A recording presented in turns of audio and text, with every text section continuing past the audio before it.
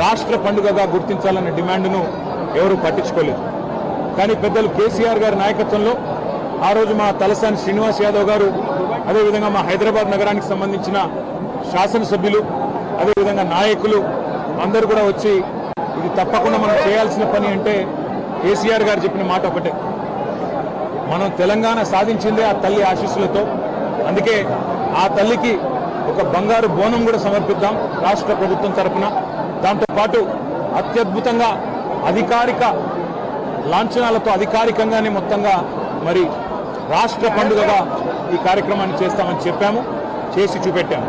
ఇవాళ చాలామంది చాలా చెప్తుండొచ్చు, కానీ కేసీఆర్ గారు భారతదేశంలో మొట్టమొదటి ముఖ్యమంత్రి.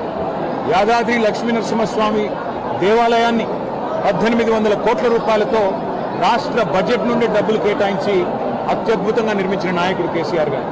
అట్లాగే హైదరాబాద్లోని ప్రతి గుడికి మా శ్రీనివాస్ యాదవ్ గారి నేతృత్వంలో ఆ రోజు రాష్ట్ర ప్రభుత్వం నుండి 25 కోట్ల రూపాయలు విడుదల చేసి ప్రతి గుడిలో ఉండే ప్రతి ఉత్సవ కమిటీకి, ప్రతి ఆలయ కమిటీకి డబ్బులిచ్చి వారు ఎవరి దగ్గర చందా వసూలు చేసే అవసరం లేకుండా అద్భుతంగా ఆలయాల నిర్వహణ కానీ, పండుగల నిర్వహణ కానీ భక్తి ప్రపత్తులతో పూర్తి స్థాయి మరి ఒక దైవ సంకల్పంతో జరగాలన్న ప్రయత్నం చేసింది కేసీఆర్ గారు. ఈరోజు మేము ఆ తల్లిని అందరం కూడా సమిష్టిగా మొక్కుకున్నది ఒకటే, రాష్ట్రంలో వర్షాలు బాగుపడాలి, రాష్ట్రం కలకల్లాడుతూ ఉండాలి, రైతు ముఖ్యంగా సంతోషంగా ఉండాలి, రాష్ట్రం పచ్చగా ఉండాలి, శాంతి భద్రతలు సరిగ్గా ఉండాలి.